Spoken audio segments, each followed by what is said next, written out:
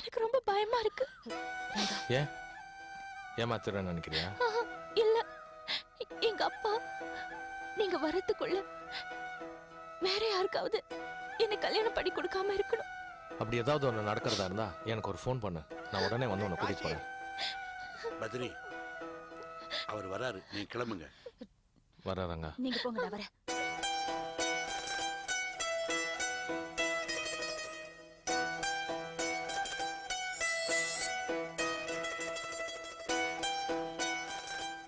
பத்ரி என்னை விட்டு போனது என் உயிரே என்னை விட்டு பிரிஞ்சு போன மாதிரி வேதனையா இருந்தது. அவர் போன ஒரு மாசத்துக்குள்ள சொல்றதுக்கே வெக்கமா இருக்கு.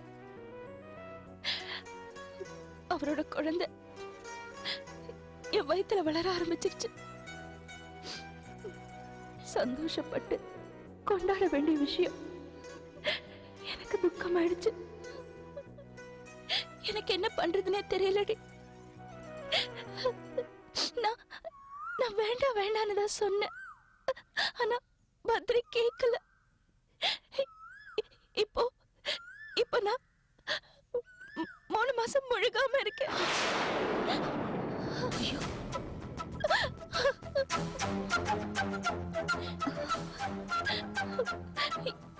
எனக்கு பயமா இருக்குடி. என்ன பண்றதுன்னே தெரியல. அன்னைக்கு பத்ரி ஊருக்கு போகும்போது என்ன சொன்னாரு? ஏதாவது ஒண்ணுன்னா எனக்கு போன் பண்ணு, நான் உடனே வந்துடுறேன்னு சொன்னார்ல. ஏன் வரல? நீ போன் பண்ணியா இல்லையடி அவருக்கு? ஐயோ ரங்கா, நான் உனக்கு துரோகம் பண்ணுவேனா? அவர் கொடுத்த அட்ரஸ்க்கு லெட்டர் போட்டேன், அவர் கொடுத்த நம்பருக்கு போனும் பண்ண. யாரோ போன் எடுக்கிறாங்க, ஆனா எந்த பதிலும் சொல்ல மாட்டேங்கிறாங்க. ஒண்ணு மட்டும் தெரிஞ்சுக்கோ, அவர் ரொம்ப நல்லவர், உன்னை ஏமாத்த மாட்டார் ரங்கா. போடி, நீதான் ஏமாத்த மாட்டாருன்னு சொல்ற. ஆனா அவர் இங்க வந்த பாடு காணோம். ஒவ்வொரு நாளும் நான் எவ்வளவு பயந்து செத்துக்கிட்டு இருக்கேன் தெரியுமா? நான் கர்ப்பமா இருக்கிற விஷயம் எங்க அப்பாவுக்கு தெரிஞ்சிருச்சுன்னா என்ன கொன்னுடுவார் அவரு. எனக்கு ரொம்ப பயமா இருக்குடி. அப்படிதான். நல்ல குட்டியில நீ. இன்னொரு ரூபாய் வாங்கிக்கோ. அப்படிதான்.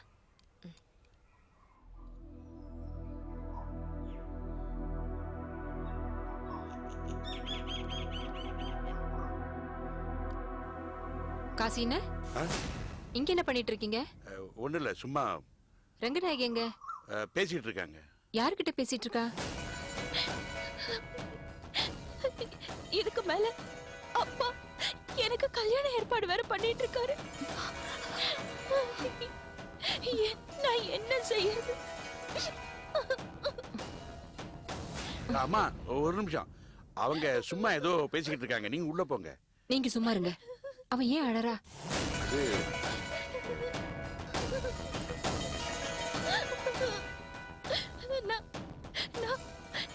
இந்த கர்ப்பத்தை கலைச்சிட்டு கல்யாணம் பண்ணிப்பேனா இல்ல கர்ப்பத்தோடயே பண்ணிப்பேனாடி? நீ சொல்லுடி, நான் என்ன பண்றது? சொல்லுடி. ஆனந்திமா, அவங்கள அப்பாட்ட காட்டி கொடுத்துறாங்க. சின்ன வயசுல அவங்க பண்ண தப்புக்காக நீங்க எத்தனையோ தடவை அடி வாங்கியிருக்கீங்க, அவங்கள காப்பாத்திருக்கீங்க. பிரச்சனை உங்களுக்கு தெரியாது இல்ல, அதை நீங்க புரிஞ்சுக்கணும். நீங்க எப்படியாவது காப்பாற்றணும், காட்டி கொடுத்துறாங்க. இப்படி ஒரு காரியத்தை பண்ணிருக்கா, எப்படி காப்பாற்ற முடியும்? இல்ல முடியாது. எப்படியாவது முடியாது. ஆனந்திமா,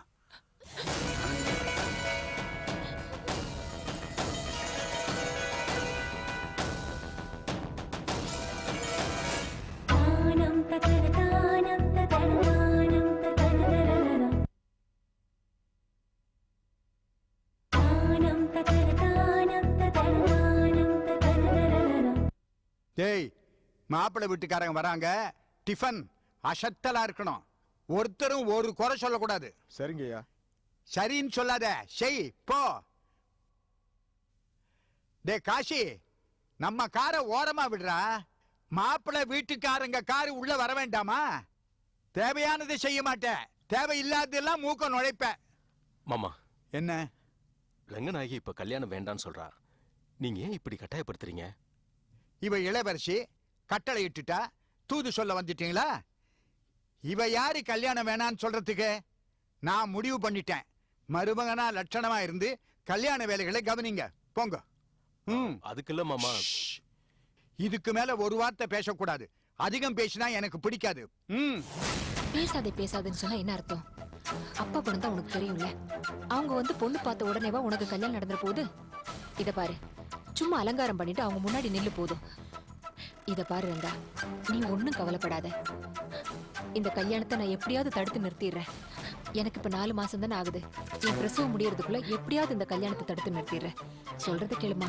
ஏங்கா ஏன் என்ன புரிஞ்சுக்கவே மாட்டேங்கிற? இத பாரு, நான் உன்னை அக்காவா நினைக்கல, என் அம்மாவை தான் நினைச்சிட்டு இருக்கேன். ஏன் என் மனசு புரிஞ்சுக்க மாட்டேங்கிற? ரங்கா, அவளுக்கும் மனசுன்னு ஒண்ணு இருக்கு. படிச்சிருக்கா. 6 மாசம் கழிச்சு கல்யாணம் பண்ணிக்கிறேன்னு சொல்றா. நீங்க கொஞ்சம் தலையாட்ட வேண்டியதானேன்னு சொல்றீங்களா? இந்த மகாலிங்கம் யாருக்கும் தலையாட்ட மாட்டான். மத்தவங்கள தான் தலையாட்ட வைப்பான். புரியுதா? ஏன் தேவையில்லாதெல்லாம் பேசிட்டு இருக்கீங்க? மாப்பிள்ளை வீட்டுக்காரங்க வர நேரமாச்சு. கொஞ்சம் வாங்க. என்ன? வாங்க வாங்க சொல்றேன். ஆனந்தி,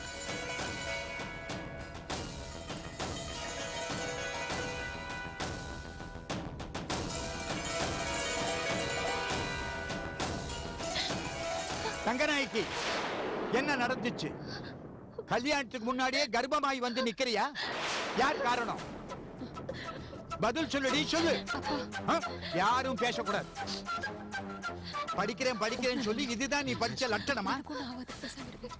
நான் உனக்கு எப்பேற்பட்ட மாப்பிள்ளை பார்த்திருக்கேன் தெரியுமா? பெரிய டாக்டர். கல்யாணத்துக்கு அப்புறம் முகத்துல சந்தனத்தை பூசிக்குவேன்னு பார்த்தா உடம்பு பூரா சாக்கடையை பூசிக்கிட்டு வந்து நிக்கிறியே. மாமா, யூ ஷட் அப். இது என் குடும்ப விஷயம். அவுட். அந்த பிச்சைக்காரி கலாவோட ஊர் சுத்தினிய. அங்க இருக்கிற ரிக்ஷாக்காரன், வண்டி எடுக்கிறவன், பன்னி மேய்க்கிறவன், அவன் எவனாவது கொடுத்தானா? குடும்ப மானத்தை குட்டிச்சவர் அடிச்சிட்டிய. குட்டிச்சவர் அடிச்சிட்டு நீ ஒழிச்சு வா. விடுங்க. சும்மா இரு. அந்த குழந்தை உயிரோட இருக்க கூடாது. செத்து ஓடியட்டும்.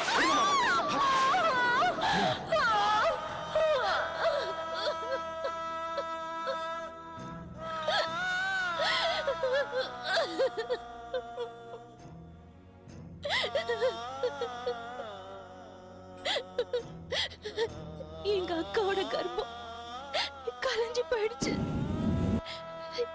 என் வயித்துல இருக்கிற குழந்தையை காப்பாத்துறதுக்காக எங்க அக்கா அவ குழந்தைய இழந்துட்டா.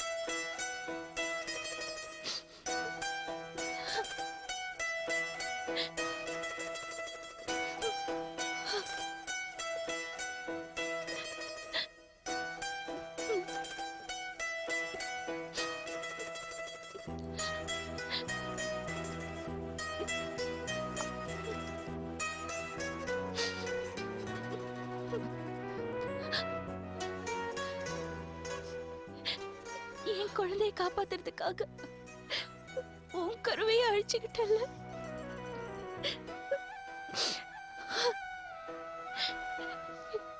எத்தனை தடவை எனக்காக நம்ம ஹிட்லர் அப்பா கிட்ட நீ அடியும் உதவியும் வாங்கியிருக்க. எல்லாத்துக்கும் மேல நீ எவ்வளவு பெரிய தியாகம் பண்ணிருக்கேக்கா. இதுக்கெல்லாம் நான் என்ன கைமாறு பண்ண போறேன் உனக்கு? நான் உன்னை என் தங்கச்சியா நினைச்சிருந்தா இப்படி எல்லாம் செஞ்சிருக்க மாட்டேன். நான் உன்னை என் பொண்ணா தானே நினைச்சிட்டு இருக்கேன். அதனாலதான் சொல்றேன். வயிறு வேற வெளியே தெரிய ஆரம்பிச்சிருச்சு. 4 பேர் 4 விதமா பேசுறதுக்கு முன்னாடி உன் வயித்துல வளர குழந்தைக்கு அப்பா யாருன்னு சொல்லு. நம்ம அப்பா கிட்ட எப்படியாவது கெஞ்சி கூத்தாடி நான் அடி உத வாங்கினாலும் பரவாயில்ல, உங்க 2 பேர் கல்யாணத்தை நான் நடத்தி வைக்கிறேன். சொல்லுமா. ஏமா இப்படி அடம் பிடிக்கிற? நானும் உங்க அக்காவும் உனக்கு கல்யாணம் பண்ணி வைக்க மாட்டோமா? எங்களை நம்ப மாட்டியா? உன் வயித்துல வளர்ற குழந்தைக்கு யார் அப்பான்னு சொல்லு.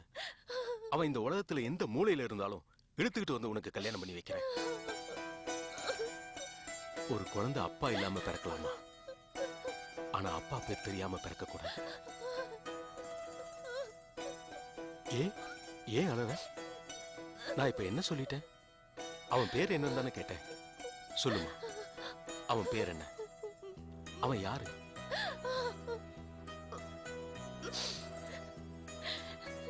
நான் சொல்ல மாட்டேன். ஏன்டி சொல்ல மாட்டேங்கிற? சொல்லுடி. ஏன் இப்படி அடம் பிடிக்கிற?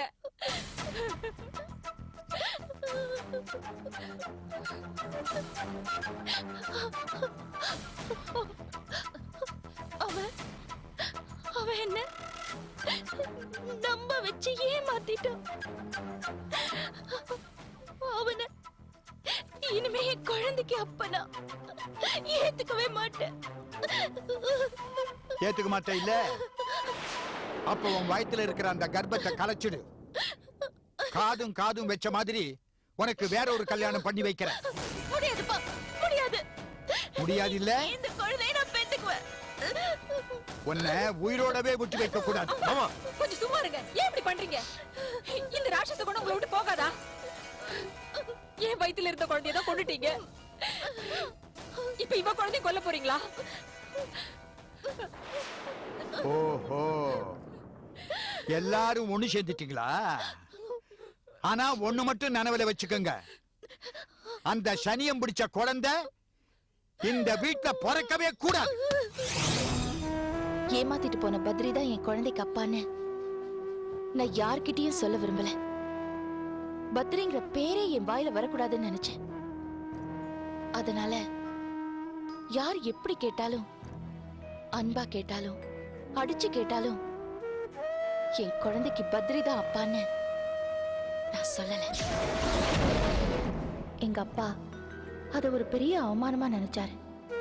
அதனால கிராமத்துல இருக்கிற எங்க வீட்டுக்கு கூட்டிட்டு போனாரு. ஐயா வணக்கம் ஐயா.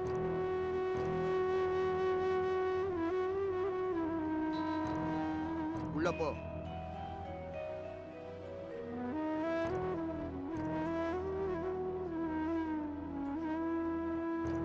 உள்ள போ.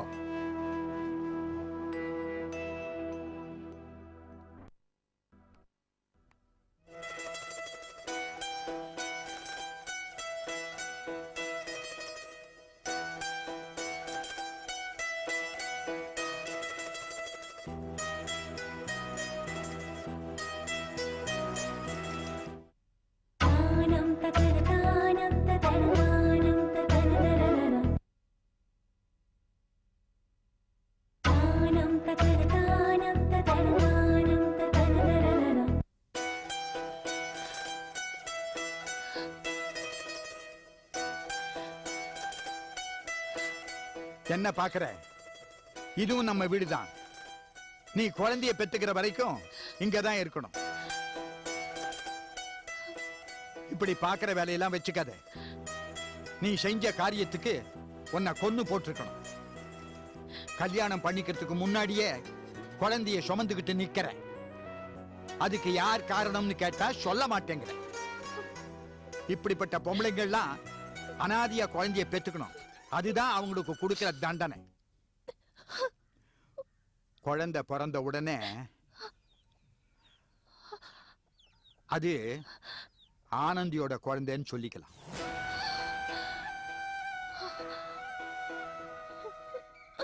சனியனே, ஏன் அழற? ஏன்பா, நானும் உங்க பொண்ணு தானப்பா. என் மேல உங்களுக்கு கொஞ்சம் கூட ஈவு இறக்கமே இல்லையாப்பா? ஈவு இறக்கமா? உன்னை கொல்லாம விட்டுருக்கேன் பாரு, அதுதான் நான் உனக்கு காட்டுற ஈவு இறக்கம் எல்லாம். இங்க பாரு, எந்த காரணத்தை கொண்டும் இந்த வீட்டு வாசப்படியை நீ தாண்டக்கூடாது. இந்த வீட்டுக்குள்ளேயே முடங்கி கிடக்கணும். இப்படிப்பட்ட ஒரு பொண்ணு இந்த வீட்டுல இருக்காங்கிறது இந்த ஊர் உலகத்துக்கு தெரியக்கூடாது. அந்த பிச்சைக்காரி கலா உன்னை வந்து பார்க்க கூடாது. அப்படியே வந்தாலும் உன்னை பார்க்க விட மாட்டாங்க. இதோ நிக்குது பாரு ஒரு பொண்ணு பைய வச்சுக்கிட்டு, அது பேரு லட்சுமி. அஷ்டலட்சுமின்னு நினைக்காத, மருத்து வச்சு உனக்கு பிரசவம் பார்க்க வந்திருக்கிறான்.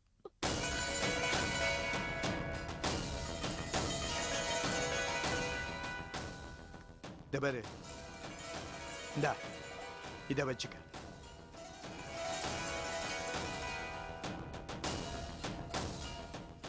குழந்தை பிறந்த உடனே அதை கொன்னுடு. ஐயா, சத்தம் போடாதே. இப்போ ஒரு பிரசவம் பார்க்கறதுக்கு நீ எவ்வளவு வாங்குற? 100, 200 இல்ல 500? அங்க பார்க்காதே. இப்ப நான் உனக்கு கொடுத்துருக்கிறது 2000 ரூபாய். அப்பம் பேர் தெரியாத பேரனோ பேத்தியோ எனக்கு தேவையில்லை.